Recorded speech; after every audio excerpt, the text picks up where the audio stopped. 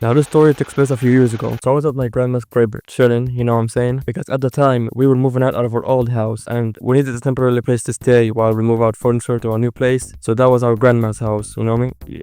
So one day I was chilling over there and at my grandma's house. I was grinding the Mimic and book to chapter 3 nightmare mode. I was trying to get the nightmare lantern in the game, you feel me? So I was sitting there grinding my ass off and then my dad gets a phone call and it's his friend telling him that he's about to go tell him that he's about to go to a church that's somewhere in the countryside. And my dad, you know what I'm saying, he doesn't want to turn up an opportunity to miss out on church. He already barely goes to church like most of us, but so yeah, we get dressed and then we move. But here's the thing, at the time we sold our car, so we didn't have any good modes of transportation. The only car that we're gonna get in was my dad's friend's car. He had like this tiny ass car and we're supposed to fit in that car with him and his wife and his 2 kids. So yeah, we were tightly packed together like a can of sardines, but we were able to somehow fit in the car and the car didn't break on us midway while we're driving, so that's a plus. But anyways, we drive and we enjoy the view of the countryside. We enjoy the mountains, the rivers, the grass. We were enjoying that. So an hour and a half later and we finally arrive, and while we arrived the church ceremony still hasn't started yet. There was still like an intermission. We had to wait outside the lobby. We wait and then it finally starts. So we finish our church ceremony and we finish it and everything goes fine. But here's the thing, after the church is done, like the priest does like a little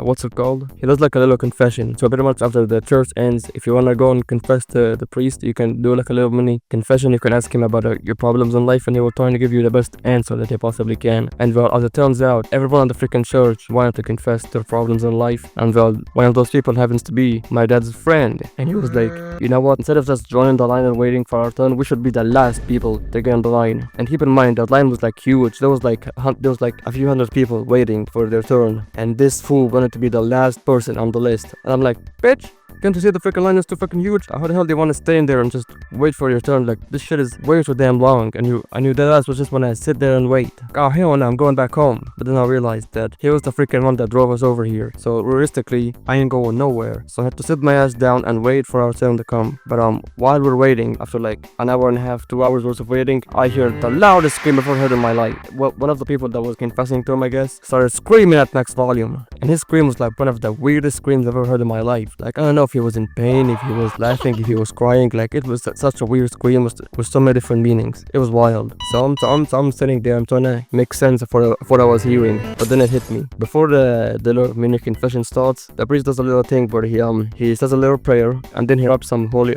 oil on everyone's forehead. But as it turns out, one of those people was actually possessed by a demon. There was like a demon inside of them that was possessing them. And apparently the prayer and the whole oil were too much for him, so he just started screaming. The demon inside of him started screaming, he started tweaking and shit. But I've actually got to witness it in real life, and I'm not gonna lie, this shit was terrifying back then. But the fact that he can just leave this guy's body and just move on to somebody else's body like a freaking symbiote,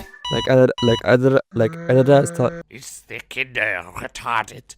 Like, I thought that he was gonna move from that dude's body and move to my body for some reason. But when it comes to who was the person that was possessed and screaming, how did he look like? Well, I don't have a confirmed source on how he looked like. And the sources come from a little bro, in which he's a bit known for making things a bit more over dramatic than they actually are. Take what I'm about to say, and with a grain of salt. So apparently the person that was screaming was an old dude dressed in black with white eyes, like purely white eyes. No, he doesn't have the pimple thingy. But now, do I believe him? I don't really know. But anyway, after that little scary scenario, our turn finally comes. The line is empty and there's only us left. So he does the prayer on us. He rubs some holy oil. What is it again saying?